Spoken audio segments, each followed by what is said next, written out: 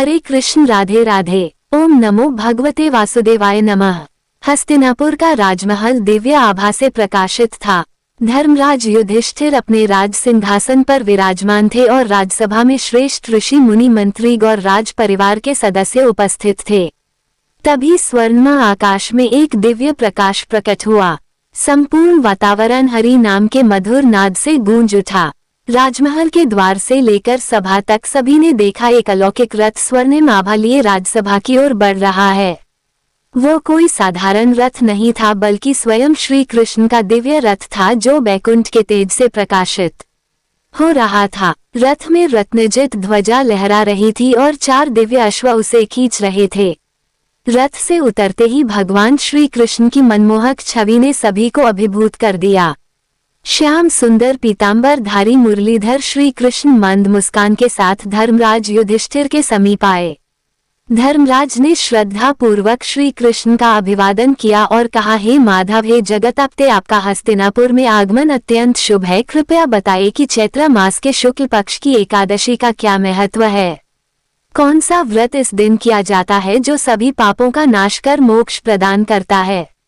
तब श्री कृष्ण ने प्रेम पूर्वक मुस्कुराते हुए कहा, हे धर्मराज, आज मैं तुम्हें एक महान पुण्यदायी व्रत की कथा सुनाने आया हूँ, जो स्वयं ब्रह्मा जी द्वारा प्रशंसित है और समस्त कामनाओं को पूर्ण करने वाली है।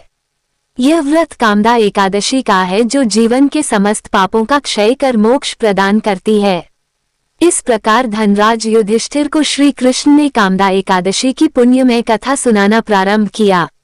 राजन, एकाग्रचित होकर यह पुरातन कथा सुनो, जिसे एक समय वशिष्ठ जी ने राजा दिलीप के पूछने पर बताई थी। राजा दिलीप ने वशिष्ठ जी से पूछा था कि भगवान, मैं एक बात सुनना चाहता हूँ।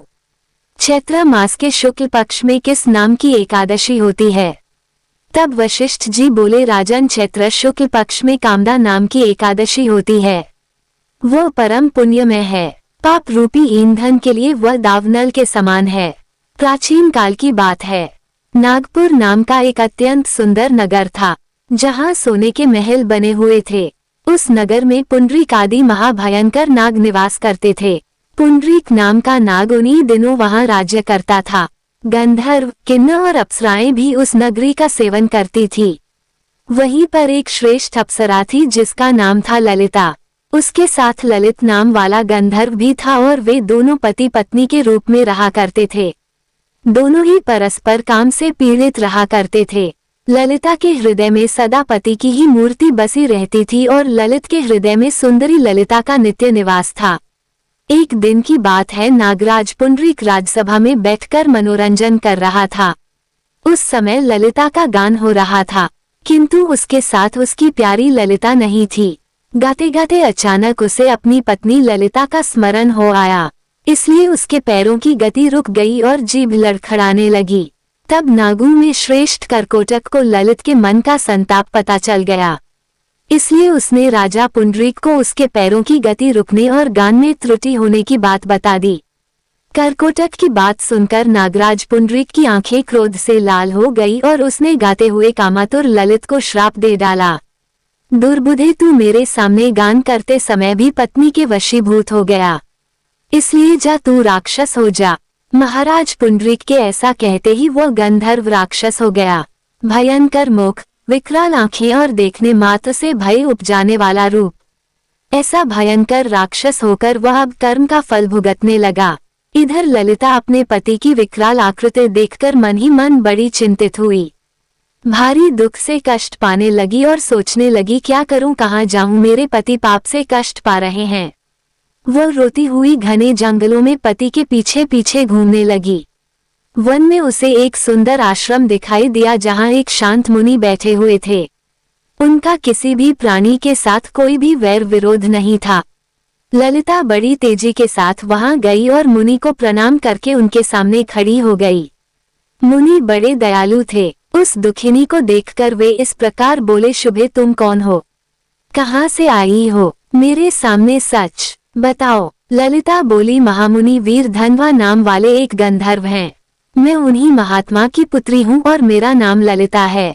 मेरे पति अपने पाप दोष के कारण राक्षस हो गए हैं और उनकी ये अवस्था देखकर मुझे बिल्कुल भी चैन नहीं है। हे ब्राह्मण, इस समय मेरा जो कर्तव्य हो वह बताए। हे विप्रवर, जिस पुण्य के द्वारा मेरे पति राक्षस भाव से मुक्ति पा जाए, कृपया उसका उपदेश कीजिए। तब ऋषि बोले, सुबह इस समय चैत्र शुक्ल पक्ष की कामदा नाम की एकादशी तिथि है, जो सब पापों को नाश करने वाली और अति उत्तम है। तुम उसी का विधि पूर्वक व्रत करो और इस व्रत का जो पुण्य हो उसे अपने स्वामी को दे डालो।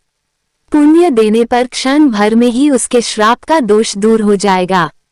भगवान श्री कृष्ण कहते हैं, राजन मुनि का ये वचन सुनकर ललिता को बड़ी प्रसन्नता हुई और उसने एकादशी को उपवास करके द्वादशी के दिन उन ब्रह्म ऋषि के समीप ही भगवान वासुदेव के श्री विग्रह के समक्ष अपने पति के उद्धार के लिए यह वचन कहा, मैंने जो ये कामदा एकादशी का उपवास व्रत किया है, उसके पुण्य के प्रभाव से मेरे पति का राक्षस भाव दूर हो जाए। वशिष्ठ जी कहते हैं, ललिता के इतना कहते ही उसी क्षण ललित का पाप दूर हो गया। उसने दिव्य देह धारण कर लिया और वह राक्षस भाव भी चला गया और उसे पुनः गंधर्वत्व की प्राप्ति हो गई। हे राजन, वे दोनों पतित कामदा के प्रभाव से पहले की अपेक्षा और भी अधिक सुंदर रूप धारण करके विमान पर आरूढ़ होकर अत्यंत शोभा पाने लगे। ये जानकर इस एकादशी के व्रत का यत्न पूर्वक पालन करना चाहिए। मैंने लोगों के हित के लिए आपके सामने इस व्रत का वर्णन किया है। कामदा एकादशी ब्रह्म हत्या आदि पापों तथा पिशाचत्व आदि दोषों का भी नाश करने वाली है। राजन, इसके पढ़ने और सुनने से वाजपेय यज्ञ का फल मिलता है। भगवान श्री कृष्ण के श्री मुख से कथा का श्रवण कर धर्मराज युधिष्ठिर ने कहा कि हे केशव, आपकी यह कथा जन्म जन्मांतर के पापों का नाश करने वाली है। आज से हम सभी इस व्रत का पालन अवश्य करेंगे। सभी सभासदों ने एक स्वर में भगवान की जय जयकार की। अंत में श्री कृष्ण ने धर्मराज को आशीर्वाद देकर कहा, जो इस कथा को श्रद्धा से सुनेगा और व्रत करेगा, उसकी मनोकामनाएं पूर्ण होंगी और उसे निश्चित ही विष्णु लोक की प्राप्ति होगी। धर्मराज ने एक बार फिर से भगवान श्री कृष्ण से कहा, हे माधव, आपने हमें कामदा एकादशी व्रत का महत्व बताया, किंतु हमें ये भी बताइए कि इस व्रत में तुलसी माता का स्थान क्यों सर्वप्रथम है। क्यों बिना तुलसी पूजन और कथा के एकादशी व्रत को पूर्ण नहीं माना जाता। तब धर्मराज युधिष्ठिर को इस प्रकार बताते हुए श्री कृष्ण मंद मुस्कान के साथ बोले, हे धर्मराज, तुलसी माता केवल एक पौधा नहीं बल्कि स्वयं देवी लक्ष्मी का स्वरूप है। उनकी कथा को सुनने मात्र से ही समस्त पापों का नाश होता है और भगवान श्री हरि की कृपा प्राप्त होती है। जो भी व्यक्ति एकादशी से पूर्व श्रद्धा पूर्वक तुलसी माता की कथा सुनता है, वह अनंत पुण्य का भागी बनता है। अब मैं तुम्हें तुलसी माता की पावन कथा सुनाने जा रहा हूँ, जो न केवल पापों का नाश करेगी बल्कि व्रत को पूर्ण करते हुए मोक्ष का द्वार भी खोलेगी।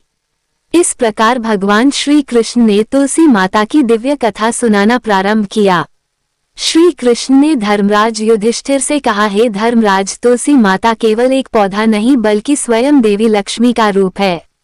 प्राचीन काल में तुलसी माता एक देवी थी जिनका नाम वृंदा था। वे परम सती और भगवान विष्णु की अनन्य भक्त थी। एक बार असुर राज जलंधर ने देवताओं को पराजित कर स्वर्ग पर अधिकार कर लिया। उसकी शक्ति उसकी पत्नी वृंदा के पतिव्रत धर्म से उत्पन्न हो रही थी। जलंधर को अमरता प्राप्त थी क्योंकि उसकी पत्नी की भक्ति और सित्व के कारण कोई भी उसे मार नहीं सकता था। देवताओं ने भगवान विष्णु से प्रार्थना की। तब श्री हरि ने माया रचकर जलंधर का स्वरूप धारण कर लिया और वृंदा के समक्ष प्रकट हो गए। सती वृंदा ने जैसे ही अपने पति रूप में श्री हरि को देखा, उसका सित्व भंग हो गया और उसी क्षण जलंधर का वध हो गया। जब वृंदा को इस छल का पता चला तो उन्होंने भगवान विष्णु को श्राप दे दिया कि वे पत्थर के रूप में बदल जाए। यही कारण है कि भगवान शालिग्राम रूप में प्रतिष्ठित हुए। इसके बाद श्री हरि ने वृंदा को आशीर्वाद दिया कि वे सदा के लिए तुलसी के रूप में जन्म लेंगी और सृष्टि में हरि भक्ति का प्रचार करेगी। उन्होंने ये भी कहा कि जो कोई तुलसी पत्र अर्पित करेगा उसे अनंत पुण्य प्राप्त होगा और मेरा आशीर्वाद भी मिलेगा। भगवान श्री कृष्ण आगे धर्मराज युधिष्ठिर से बोले, हे धर्मराज, तुलसी पूजा के बिना मेरी पूजा पूर्ण नहीं होती। एकादशी व्रत का सच्चा फल तभी प्राप्त होता है जब कोई तुलसी माता की कथा सुनता है, उनका पूजन करता है और तुलसी दल का अर्पण करता है और भक्त तुलसी माता को प्रेम पूर्वक जल अर्पित करता है तो वो समस्त पापों से मुक्त होकर मोक्ष को प्राप्त करता है। कलयुग में विशेष रूप से तुलसी माता की आराधना अत्यंत आवश्यक है। ये युग अधर्म और पापों से भरा हुआ है, किंतु जो तुलसी माता का नित्य पूजन करता है वह हर प्रकार के संकटों से मुक्त होकर श्री हरि की कृपा प्राप्त करता है। फिर भगवान श्री कृष्ण ने धर्मराज युधिष्ठिर को तुलसी माता की पूजा का विशेष महत्व बतलाया और उनकी पूजा की विधि और नियम भी समझाए। उन्होंने कहा, प्रातः काल उठकर ब्रह्म मुहूर्त में स्नान करें, स्वच्छ वस्त्र धारण करें और मन को पवित्र करें। ओम तुलसी या नमः मंत्र का उच्चारण करते हुए तुलसी माता को प्रणाम करें। तुलसी पौधे के चारों ओर 3 बार परिक्रमा करें। स्वच्छ जल में गंगाजल मिलाकर तुलसी माता को अर्पित करें। ओम श्री तुलसी विद्महे विष्णु प्रियाय धीमहि तन्नो वृंदा प्रचोदयात् मंत्र का जप करें। घी या तिल के तेल का दीप जलाएं। तुलसी माता को पीले या सफेद पुष्प अर्पित करें। तुलसी पत्र के साथ कोई भी दूषित या कटे फटे पुष्प न चढ़ाएं। धूप और दीप दिखाकर तुलसी माता की आरती करें। तुलसी माता को मिश्री, फल, पंचामृत या भगवान विष्णु को प्रिय पदार्थ अर्पित करें। नैवेद्य में तुलसी पत्र अवश्य रखें, क्योंकि बिना तुलसी पत्र के भगवान विष्णु किसी भी भोग को स्वीकार नहीं करते। ओम तुलसी नमः मंत्र का जप करें। श्री तुलसी स्तोत्र का पाठ करें। भगवान विष्णु के नामों का कीर्तन करें या फिर तुलसी के समीप बैठकर श्रीमद् भागवत और विष्णु सहस्त्र नाम का पाठ करें। संध्या के समय तुलसी माता के समीप दीपक प्रज्वलित करें और संध्या आरती करें। भगवान श्री कृष्ण ने धर्मराज को तुलसी पूजा के कुछ नियम भी बताए। पहला, तुलसी पत्र को सूर्योदय से पहले या सूर्यास्त के बाद नहीं तोड़ना चाहिए। दूसरा, रविवार, द्वादशी तिथि, एकादशी व्रत के दिन और संक्रांति या ग्रहण के समय भी तुलसी पत्र नहीं तोड़ने चाहिए। यदि विशेष पूजन के लिए तुलसी पत्र की आवश्यकता हो तो एक दिन पहले ही तुलसी दल तोड़कर जल में रख देना चाहिए। तुलसी पत्र को दाहिने हाथ से तोड़ें और तोड़ते समय श्री हरे नमः या ओम सुभद्राय नमः मंत्र का उच्चारण करें। तुलसी माता की सूखी या गिरी हुई पत्तियों का भी प्रयोग किया जा सकता है। तुलसी के पौधे को कभी अपवित्र स्थान पर न रखें, न ही उस पर झूठा जल अर्पित करें। घर में तुलसी का पौधा अवश्य होना चाहिए और नित्य उसकी सेवा पूजा होनी चाहिए। तुलसी पत्र को चबाना नहीं चाहिए, बल्कि जल के साथ निगलना चाहिए। तुलसी माता को कभी नकारात्मक शब्द या कटु वचन न कहें, बल्कि उनका सम्मान देवी स्वरूप में करें। तुलसी पत्र का उपयोग केवल भगवान विष्णु और श्री कृष्ण की पूजा में करें। भगवान श्री कृष्ण कहते हैं, हे धर्मराज, जो भक्त तुलसी माता की पूजा विधि पूर्वक करता है वह सभी पापों से मुक्त हो जाता है। तुलसी माता का पूजन करने से सभी प्रकार के दोष नष्ट हो जाते हैं और भगवान विष्णु की कृपा सहज ही प्राप्त होती है। इस प्रकार श्री कृष्ण ने धर्मराज युधिष्ठिर को तुलसी माता की पूजा का दिव्य रहस्य बतलाया। जो भी इस विधि से तुलसी माता की पूजा करता है वह जीवन में शुभता, समृद्धि और मोक्ष प्राप्त करता है।